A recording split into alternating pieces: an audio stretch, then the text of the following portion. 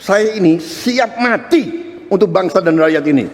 Mafia manapun saya tidak takut. Akan menindak tegas pelaku mafia bola di Indonesia.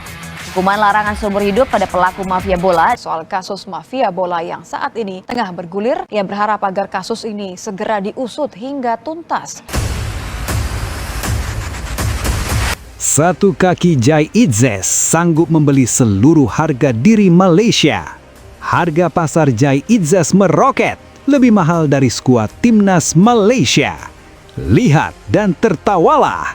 Nilai satu pemain kita saja sudah cukup untuk membuat satu negara tetangga gulung tikar. Masih berani sombong? Tonton kemewahan kelas dunia ini sekarang juga sebelum lawan makin malu. Harimau Malaya sudah jadi kucing kurap yang siap dikubur hidup-hidup menuju kepunahan di tangan FIFA dan AFC. Malaysia terancam sanksi dilarang ikut serta Piala Asia 2027 dan 2031. Selamat tinggal tetangga, saatnya kalian menghilang dari peta sepak bola dunia. Kami sudah di puncak, sementara kalian membusuk di dasar sanksi FIFA. Rayakan kehancuran mereka dengan menyaksikan detail kiamat ini sampai tuntas. Kutukan abadi menghancurkan pengkhianat. Jadi penyebab utama STY disingkirkan PSSI. Nilai pasar Max Hilgers turun drastis. Jangan main-main dengan STY kalau tidak mau karier pemain kesayangan kalian terjun bebas ke jurang kehancuran. Rasakan pembalasan karma yang bikin pengkhianat menyesal seumur hidup.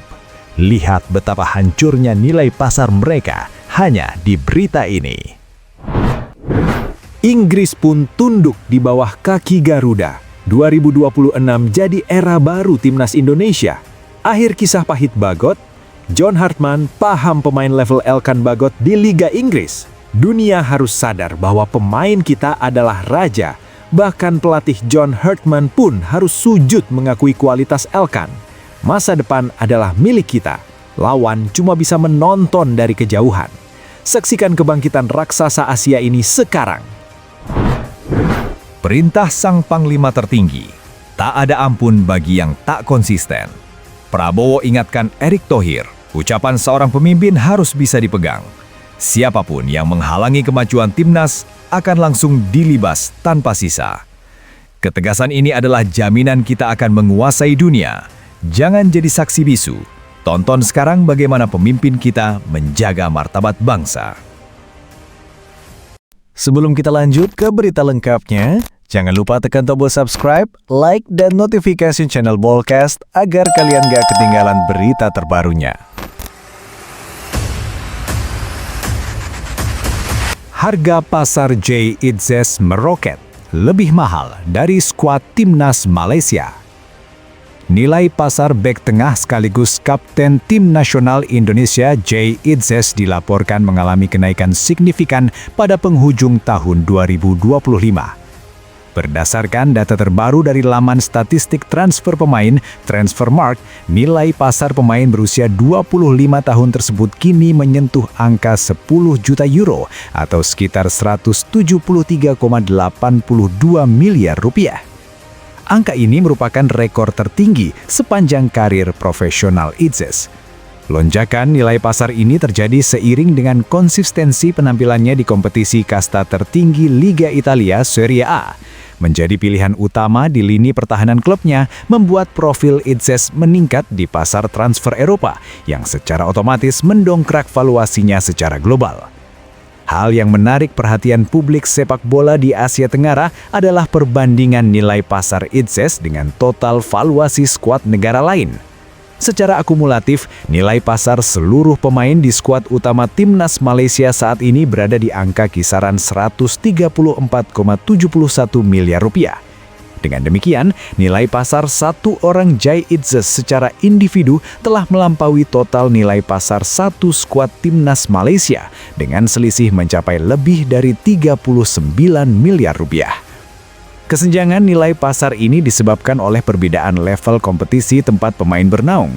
Mayoritas pemain di skuad Malaysia berkompetisi di liga domestik atau regional, sementara Jai Itzes berkompetisi di salah satu dari 5 liga terbaik dunia. Selain faktor liga, performa stabil Itzes bersama timnas Indonesia dalam kualifikasi Piala Dunia 2026 juga menjadi variabel utama yang mendorong kenaikan harga tersebut. Di internal timnas Indonesia, Jai Itzes saat ini menduduki posisi sebagai pemain dengan nilai pasar tertinggi, diikuti oleh beberapa pemain yang juga merumput di Eropa. Kondisi ini mencerminkan tren positif bagi perkembangan sepak bola Indonesia yang mulai menempatkan pemain-pemainnya di jajaran elit pasar transfer internasional. Hingga saat ini, Jai Itzes tetap menjadi pilar kunci bagi lini pertahanan Indonesia dalam upaya mengejar target di level Asia dan kualifikasi dunia, sembari mempertahankan reputasinya sebagai pemain termahal di kawasan Asia Tenggara. Kiamat sepak bola Malaysia. Karma instan melanda. Harimau Malaya menuju kepunahan di tangan FIFA dan AFC. Langit sepak bola Asia Tenggara sedang menyaksikan sebuah keajaiban yang kontras.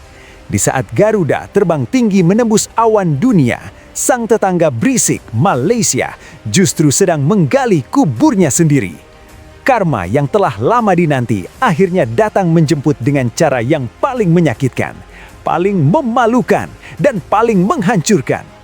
Setelah digulung oleh sanksi FIFA yang mencabut martabat mereka di mata internasional, kini giliran AFC yang sedang menyiapkan peti mati untuk sepak bola Malaysia. Harimau Malaya yang selama ini sombong dengan proyek naturalisasi instannya, kini terancam batal total ke Piala Asia 2027. Dunia maya meledak. Kabar ini bukan lagi sekedar gertakan sambal.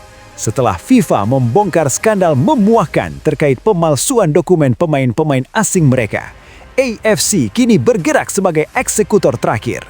Bayangkan betapa memalukannya, sebuah negara yang selalu merasa sejajar dengan Indonesia, kini terancam menjadi penonton layar kaca karena didiskualifikasi dari seluruh ajang resmi benua Asia.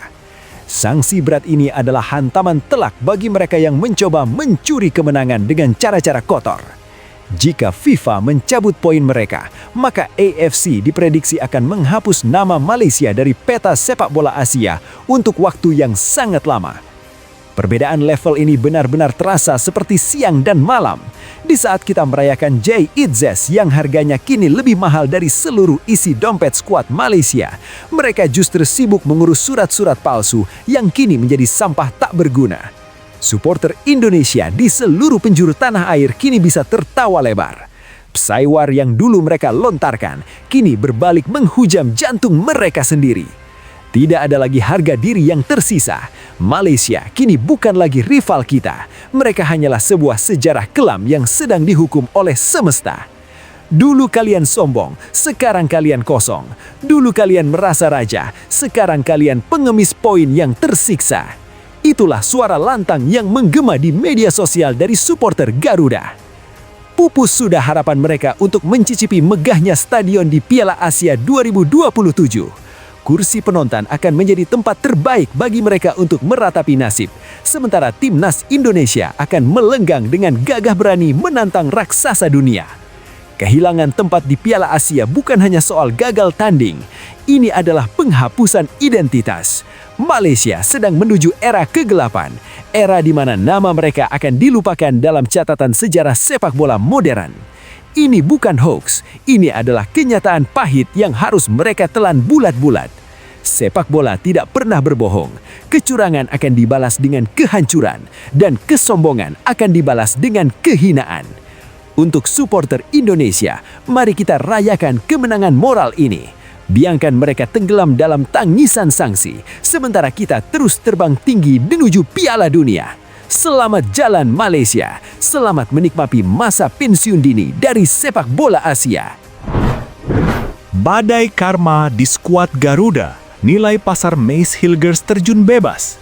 Kutukan atas disingkirkannya Shin Tae-yong, jagat sepak bola tanah air tengah diguncang oleh dua kabar pilu yang saling berkelindan. Di satu sisi, pilar pertahanan andalan, Mace Hilgers sedang mengalami periode terkelam dalam kariernya. Di sisi lain, publik mulai mengaitkan rentetan kesialan ini sebagai bentuk karma alam setelah keputusan kontroversial PSSI yang secara mengejutkan mendepak Shin Tae-yong, STY, dari kursi pelatih kepala. Kehancuran karier Mace Hilgers sebuah kebetulan? Belum hilang rasa sakit hati supporter atas perpisahan dengan STY, kini fakta pahit datang dari Belanda. Nilai pasar Mace Hilgers yang sempat menyentuh langit di angka 170 miliar rupiah, kini terjun bebas ke angka 69 miliar rupiah. Penurunan drastis ini adalah akumulasi dari nasib buruk yang bertubi-tubi. Bukan rahasia lagi, Hilgers kini dibuang ke tribun oleh FC Twente. Polemik kontrak yang buntu membuat manajemen klub Belanda tersebut membekukan Hilgers dari skuad utama. Seolah belum cukup, cedera ACL, ligamen lutut, menghantamnya di tengah situasi pelik tersebut. Hilgers kini kehilangan segalanya, menit bermain, nilai pasar, dan kebugaran fisiknya. Di berbagai platform media sosial, sentimen supporter Garuda mulai mengerucut pada satu teori, karma. Banyak netizen yang meyakini bahwa rentetan musibah yang menimpa para pemain kunci, termasuk Hilgers, adalah dampak dari hilangnya keharmonisan di tubuh timnas Indonesia setelah STY disingkirkan. Sejak STY dipaksa pergi, aura timnas terasa redup. Satu persatu pemain kesayangan kita kena musibah. Ini seperti peringatan dari alam bahwa pondasi yang dibangun STY tidak boleh dihancurkan begitu saja oleh kepentingan ego sesaat. Tulis salah satu komentar yang viral di platform X. Supporter menganggap STY adalah sosok yang memiliki ikatan batin kuat dengan para pemain diaspora.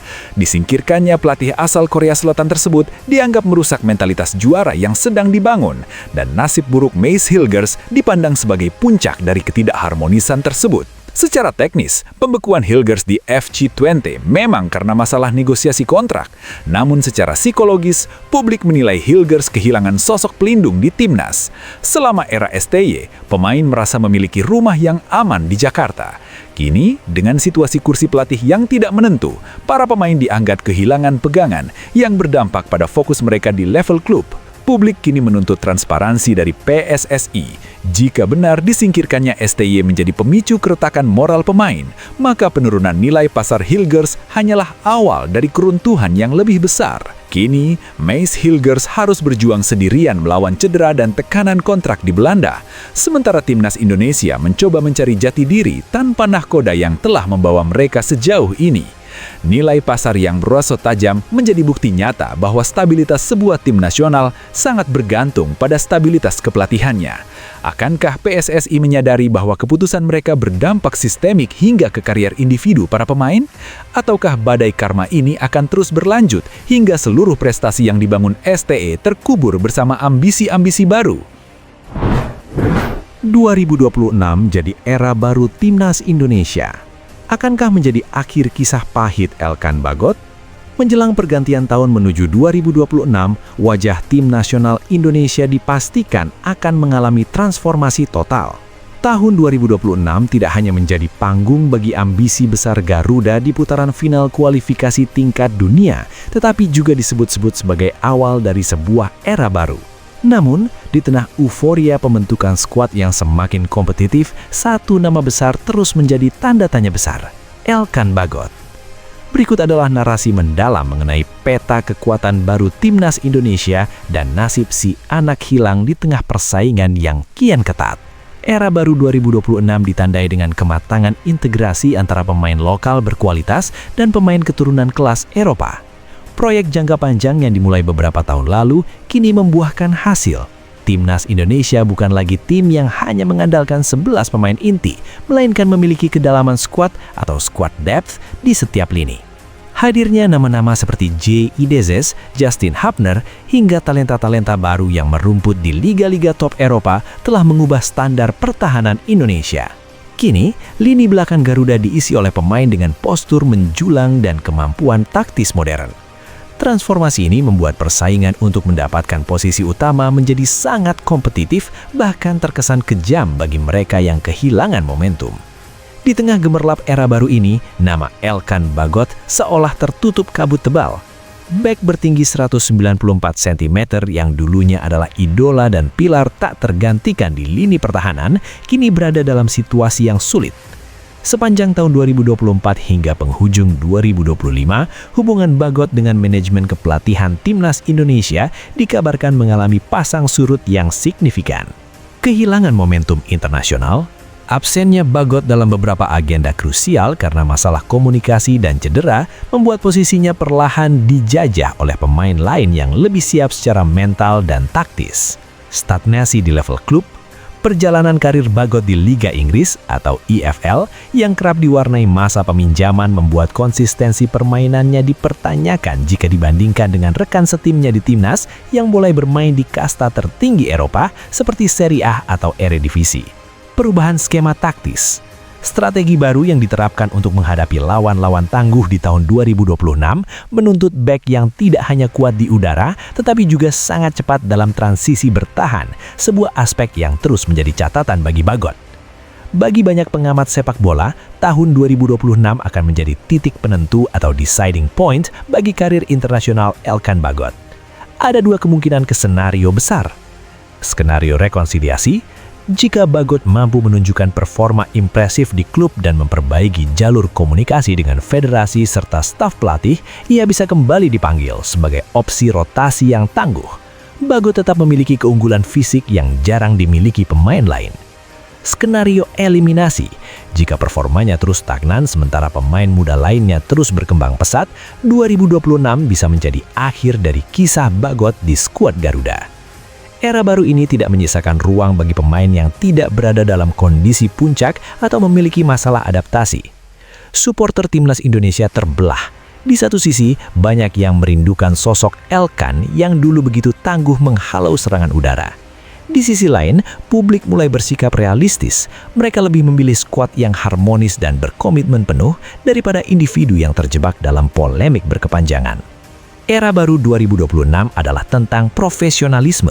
Siapa yang siap secara fisik dan hati, dialah yang layak memakai lambang Garuda, ungkap salah satu tokoh supporter dalam diskusi publik baru-baru ini. Era baru 2026 menjanjikan level sepak bola yang belum pernah dicapai Indonesia sebelumnya. Namun era ini juga menuntut pengorbanan dan standar yang sangat tinggi. Apakah Elkan Bagot akan berhasil menulis ulang kisahnya dan kembali menjadi pilar pertahanan? Ataukah tahun 2026 justru akan menjadi saksi berakhirnya perjalanan manis sang pemain bersama Timnas? Hanya pembuktian di lapangan hijau yang akan memberikan jawabannya. Presiden Prabowo tekankan pentingnya integritas ucapan kepada Erick Thohir.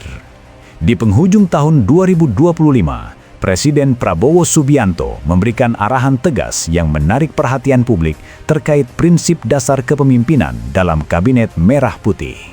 Dalam sebuah pertemuan strategis di Istana Negara, Presiden Prabowo secara spesifik mengingatkan Menteri BUMN sekaligus Ketua Umum PSSI, Erick Thohir, bahwa kualitas utama seorang pemimpin terletak pada konsistensi antara ucapan dan tindakan. Pernyataan ini muncul bukan tanpa alasan. Sebagai pemimpin yang memegang teguh prinsip militer dan kehormatan, Prabowo menekankan bahwa kepercayaan rakyat adalah komoditas tertinggi yang harus dijaga melalui integritas kata-kata. Presiden Prabowo menyampaikan pesan tersebut dalam forum evaluasi kinerja tahunan. Beliau menegaskan bahwa di era baru Indonesia menuju 2026, setiap pejabat publik, terutama mereka yang memegang peran ganda di pemerintahan dan organisasi besar, harus memiliki komitmen yang tidak bisa ditawar. Seorang pemimpin harus bisa dipegang ucapannya. Jika A yang dikatakan, maka A yang dilakukan. Jangan ada ruang untuk ambiguitas atau janji yang tidak terrealisasi, ujar Presiden dalam kutipan yang kini menjadi pedoman internal kabinet.